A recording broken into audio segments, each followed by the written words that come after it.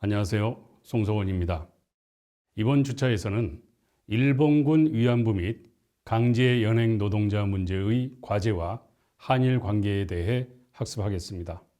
학습 내용에 대해 말씀드리겠습니다.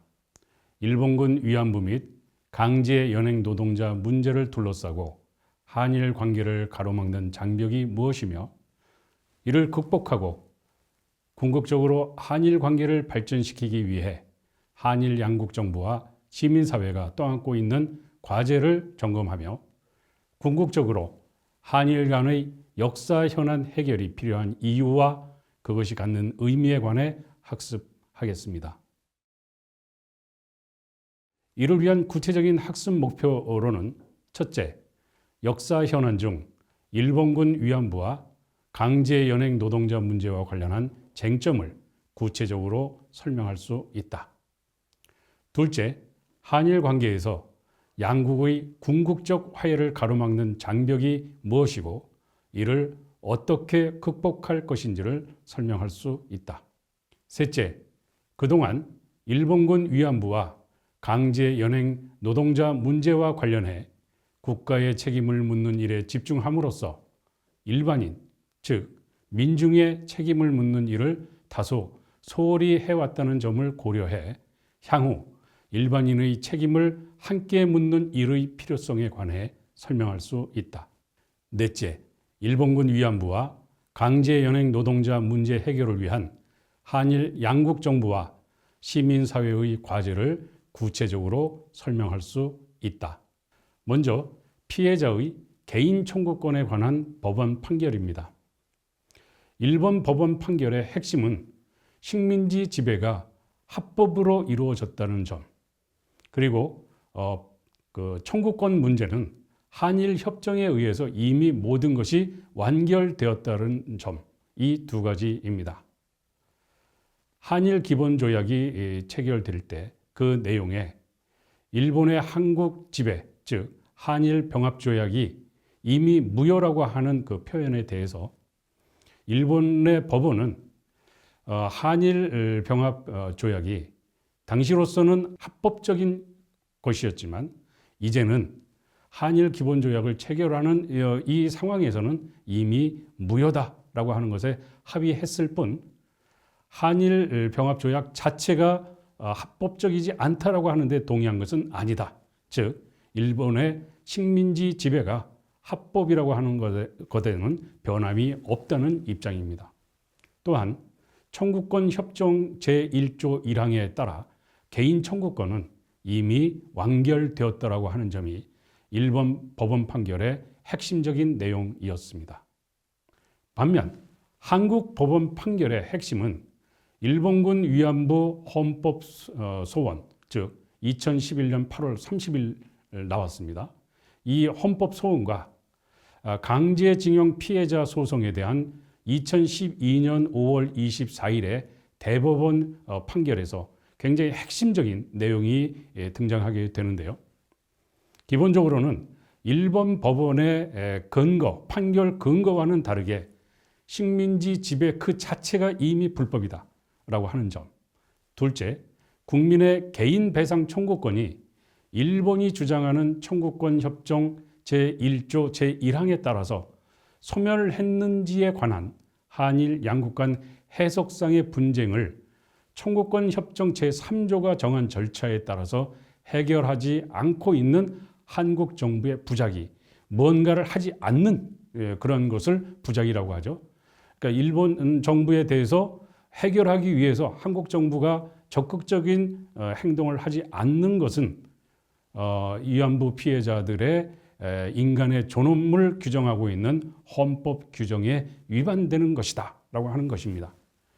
이와 같이 일본 법원과 한국 법원은 그 판결에 있어서 식민지 지배와 개인 청구권에 대해서 각각 다른 관점을 제시하고 있음을 알 수가 있습니다.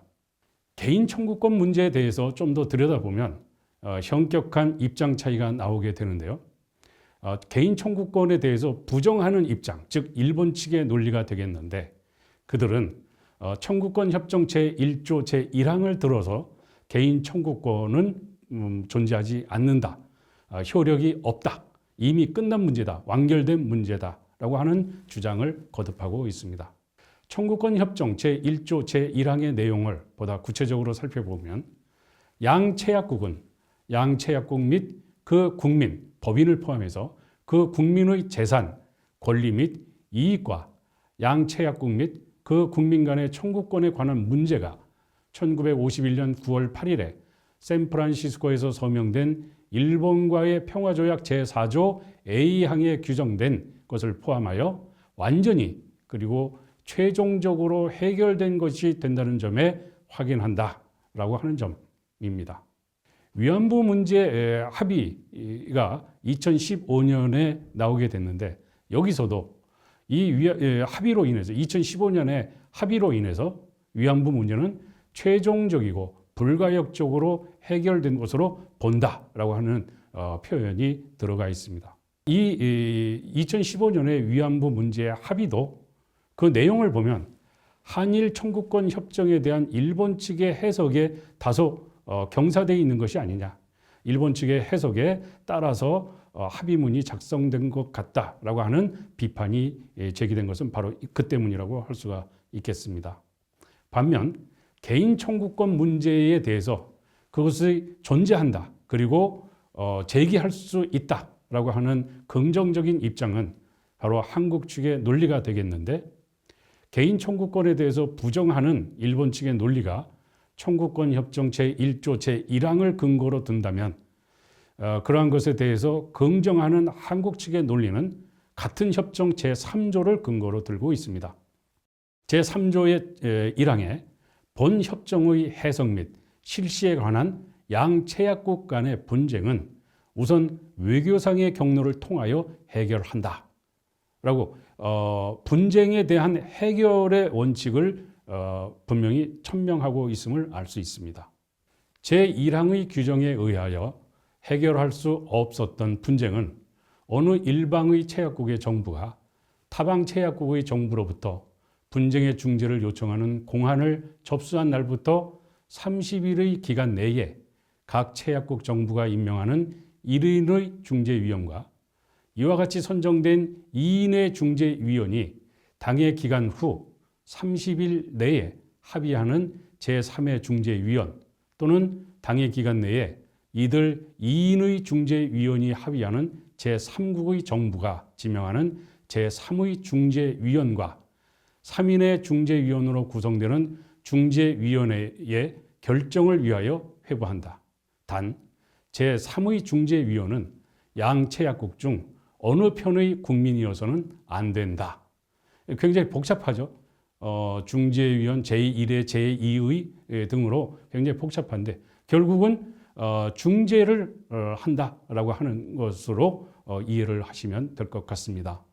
셋째, 어느 일방 체약국의 정부가 당해 기간 내에 중재위원을 임명하지 아니하였을 때, 또는 제3의 중재위원 또는 제3국에 대하여 당해 기간 내에 합의하지 못하였을 때에는 양체약국 정부가 각각 30일의 기간 내에 선정하는 국가의 정부가 지명하는 각 1인의 중재위원과 이들 정부가 협의에 의하여 결정하는 제3국의 정부가 지명하는 제3의 중재위원으로 중재위원회를 구성한다.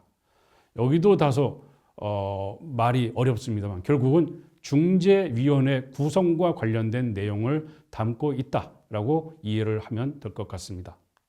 넷째, 사항, 양체약국 정부는 본조의 규정에 의관 중재위원회의 결정에 복종한다라고 되어 있습니다. 여기서 이 사항도 상당히 중요한 것인데요. 중재위원회가 열려서 중재위원회가 어떠한 형태로든 결정을 하면 그 결정에 분쟁 당사국인 양체약국은 어느 쪽이든 다 복종을 해야 된다라고 하는 것입니다. 따라서 개인 청구권 문제와 관련해서 청구권이 이미 완결됐기 때문에 없다라고 그 청구권 협정 제1조 1항을 제시한 일본 측에 대해서 3조에서 분쟁이 있으면 협의를 해야 되고 중재위원회를 구성해서 중재위원회 결정에 복종하면 된다라고 하는 규정을 들어서 개인의 청구권 문제가 존재한다라고 하는 것이 한국 측의 논리가 되겠습니다. 한일 청구권 협정에서 포기한 건 국가의 외교 보호권이지 개인 청구권을 포기한 것은 결코 아니다라고 하는 것이 한국 측의 주장의 논리 근거입니다. 한일 청구권 협정 당시에 식민 지배 당시의 개인 피해이고 따라서 손해배상 문제는 한일 청구권 협정 당시에는 논의 테이블에 상정조차 되지 않았던 것이다 라고 하는 것이 한국 측의 입장이 되겠습니다. 이어서 강제성에 대한 해석을 살펴볼 필요가 있겠는데요. 이 강제성에 대해서는 좁은 의미의 해석과 넓은 의미의 해석이 있습니다. 좁은 의미의 해석으로는 마치 집안에 난입하는 형태의 인간 사냥의 형태와 같이 직접 물리력을 수반한 폭력 행사가 강제성이다. 따라서 집안에 난입해서 물리력을 수반한 폭력 행사가 없는 형태의 강제 동원은 그거는 강제라고 표현하기가 어렵다라고 하는 것이 일본 측의 입장입니다. 따라서 일본은 강제성에 대해서 이와 같이 굉장히 좁은 의미의 강제성 입장에서의 주장을 펼치고 있음을 알 수 있는데 반면에 한국은 자발성에 반대되는 모든 것은 다 강제성이다. 그래서 꼭 집안에 난입해서 인간 사냥과 같은 형태로 일본군 위안부에 동원되거나 강제 동원 노동자로 동원되거나 하는 것만이 강제성이 작동한 것이 아니라 자발적으로 가지 않은 모든 것은 강제성에 의한 것이라고 해석하는 것이 맞다라고 하는 것이 넓은 의미의 한국 측의 강제성에 대한 해석이라고 할 수가 있겠습니다. 강제성과 국가의 문제에 있어서도 우리가 좀 살펴볼 필요가 있겠는데 강제성 차원에서만 일본군 위안부 문제를 말하는 것은 국가를 어떤 의미에서 보면 탈주체화하는 것이고 일본군 위안부 제도에 대한 국가의 의도성, 조직성, 계획성, 강제성 이 부분만을 강조하는 것인데 이 경우의 강제성이라고 하는 것은 결국은 모집 단계에 한정될 수밖에 없다는 한계를 갖게 됩니다. 다시 말해서 일본군 위안부를 관리하는 그런 그 과정에 있어서의 강제성은 저 국가의 의도성이나 조직성이나 계획성 같은 것들을 적용할 수가 없는 그런 문제가 생기게 된다고 할 수가 있겠죠. 강제성과 국가의 문제와 관련해서는 동원의 강제성보다 여성 인권 침해라고 하는 관점에 보다 더 초점을 맞추어야 하지 않나 하는 생각이 듭니다. 그것은 일본군 위안부의 트라우마 호소에 우리가 주목할 때 이러한 관점이 엿보이게 된다고 할 수가 있겠습니다. 다음으로 책임의 문제입니다. 책임과 관련해서는 법적 책임이 가장 중요한 문제인데 피해자들이 하고 싶은 말로 법적 책임을 요구하고 있지만 일본 측에서는 법적 책임을 인정하지 않고 도의적인 책임만을 인정하고 있습니다. 그러다가 일본군 위안부 문제 해결을 위한 아시아 연대 회의가 2014년 6월 2일 일본 정부의 재원이라고 하는 형태의 성명을 발표하는데 이 성명에 법적 책임이라든가 도의적 책임이라고 하는 표현을 빼고 책임을 별도의 형태로 제3의 형태로 언급한 대목이 있어서 그동안 법적 책임과 도의적 책임으로 나뉘어져서 치열한 공방을 벌여왔던 이 책임 문제가 새로운 국면에 접어들었음을 상징하고 있습니다. 그 내용을 살펴보면 일본군 위안부 문제 해결을 위해서 일본 정부는 다음과 같은 사실과 책임을 인정해야 한다. 첫째, 일본 정부 및 일본군이 군 시설로 위안소를 입안 설치하고 관리 통제했다는 점, 이걸 인정해라. 그리고 책임을 져라. 여성들이 본인들의 의사에 반해서 위안부 성노예가 되었고 위안소 등에서 강제적인 상황에 놓였었다는 점을 인정해라. 셋째, 일본군에게 성폭력을 당한 식민지, 점령지, 일본 여성들의 피해는 각각 다양하며 또한 그 피해가 심대했고 현재도 지속되고 있다는 점을 인정할 것. 넷째, 일본군 위안부 제도는 당시의 여러 국내법, 국제법에 모두 위반되는 중대한 인권 침해였다는 점을 인정할 것 등입니다. 이러한 사실을 인정하는 것에 기반해서 다음과 같은 피해 회복 조치를 일본 정부는 취해야 될 것이다. 첫째, 번복할 수 없는 명확하고 공식적인 방식으로 사죄할 것. 둘째, 사죄의 증거로 피해자에게 배상할 것. 셋째, 진상을 규명할 것. 넷째, 재발 방지 조치를 취할 것 등입니다. 여기서 볼 수 있는 것처럼 공식적인 방식으로 사죄하라 했는데 그 사죄가 법적 책임인지 도의적 책임인지와 관련된 내용이 명확하게 드러나지 않았다라고 하는 점이 새로운 형태의 사죄와 책임의 방식을 언급하기 시작한 것이다. 이렇게 볼 수가 있겠습니다.